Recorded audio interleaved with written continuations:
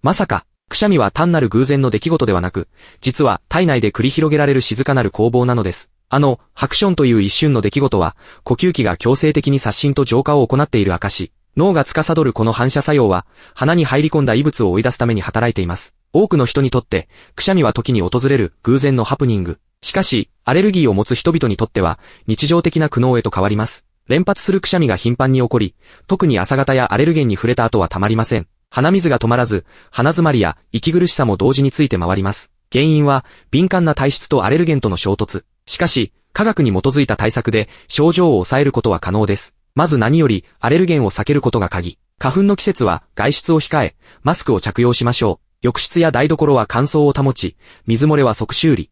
寝具は、高温洗濯可能な防ダニ素材を選ぶのがおすすめです。ペットアレルギーの方は飼育を避け、原因食物も控えて、メカニズムを理解し、原因を特定し、科学的に対処すれば、呼吸の自由を取り戻せます。さあ、呼吸フリーを手に入れましょう。